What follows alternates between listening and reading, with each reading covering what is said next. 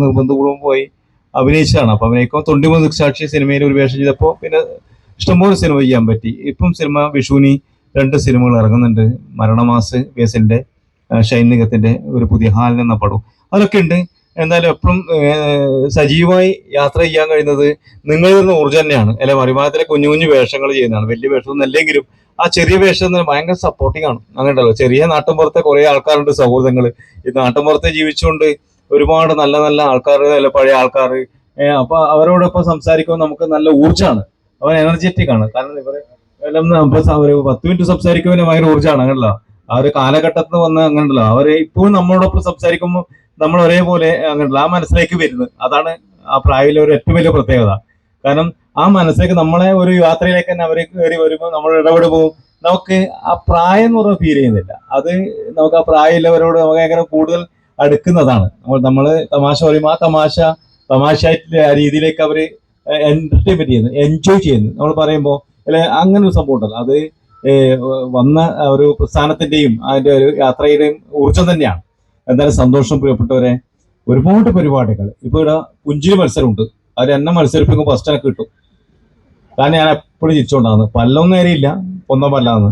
എന്നാലും ചിരിക്കുന്ന ഒരു കുറവുണ്ടാവില്ല. ഞാൻ ഇതിനൊക്കെ വലിയൊരു അപകടം സംഭവിച്ചിട്ട് 3 വർഷമായി. അങ്ങനെ വലിയ വലിയ പടാ, സ്പൈനൽ കോഡിൽ ഓപ്പറേഷൻ ചെയ്ത ആളാ. അപ്പൊ ഞാൻ ഡോക്ടർ വരുമ്പോൾ ചിരിക്കും. ഡോക്ടർ ഏതാ നീ സ്പൈനൽ കോഡ് ഓപ്പറേഷൻ ചെയ്ത് കിടക്കുന്നില്ല, നീ എന്നിട്ട് ചിരിക്കുന്നത് നിനക്ക് ഭയങ്കര സന്തോഷം ഉണ്ടാകും ഡോക്ടർ പറഞ്ഞത്. എണീക്കാനൊന്നും പറ്റില്ല, അറിയാലോ. അങ്ങനത്തെ അപകടം പറ്റിയാണ്. എനിക്ക് ഭയങ്കര ഹാപ്പിയായി. ഒരു ഡോക്ടർ എല്ലാം കഴിഞ്ഞ് ഞാൻ വീൽ ചെയറിലാണ് പോയത്. ഞാൻ തിരിച്ചു വരുന്നില്ല, അതേപോലെ വരൽ വലിയ പണിയാണ്. അങ്ങനെ സ്പൈനൽ കോഡെല്ലാം പോയവരെ അങ്ങനെ വിഷയമുണ്ട്. പക്ഷെ ഞാൻ ഡോക്ടർ എന്നോട് പറയുക, കാരണം നീ ഒറ്റ മാസമുള്ളൂ എല്ലാവരും ഡേറ്റ് വരുന്നു. ഞാൻ 1 മാസം 2 മാസം കഴിഞ്ഞ് എല്ലാവരും ഡേറ്റ് പോയതാ. ശരി, ഞാൻ അഭിനയിക്കാൻ പോയതാ.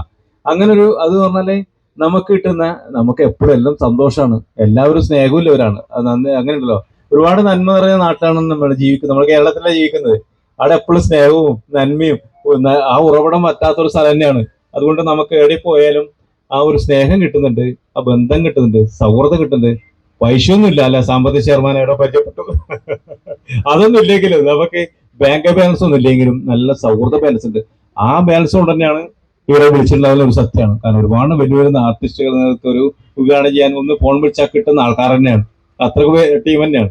പക്ഷെ നമ്മൾ വിളിക്കും, ചെറുപ്പത്തൂർ ഉണ്ണിക്ക് ഇവിടെ വരാൻ കഴിയുന്നതും ഈ പിണറായി പെരുമരി ഈ ഒരു പൂക്കളോടൊപ്പം ഒരു കുറച്ച് സമയം സംസാരിക്കാൻ പറ്റിയതും നാട്ടുകാരോട് എല്ലാം അങ്ങനെയുണ്ടല്ലോ, പൂക്കള് നല്ല സംസാരിക്കുന്ന ആൾക്കാരാ.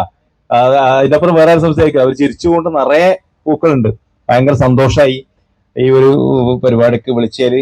എന്തായാലും ഒരുപാട് പരിപാടികൾ ഗംഭീരാവട്ടെ. സാംസ്കാരിക ഉത്സവമാണ്, ഒരുപാട് പരിപാടികൾ ഉണ്ടെന്ന് അറിഞ്ഞു. ഇതിൽ വായിച്ചറിഞ്ഞു, പിന്നെ പ്രതിവട്ടം ഒരുപാട് കാര്യങ്ങൾ പറഞ്ഞു. സന്തോഷം, സ്നേഹം. പരിപാടി ഗംഭീരാവട്ടെ. എല്ലാവിധ ആശംസകൾ നേരുന്നു. ഔപചാരികമായി ഉദ്ഘാടനം ചെയ്ത് അറിയിക്കുന്നു. നന്ദി, കുറെ സ്നേഹം.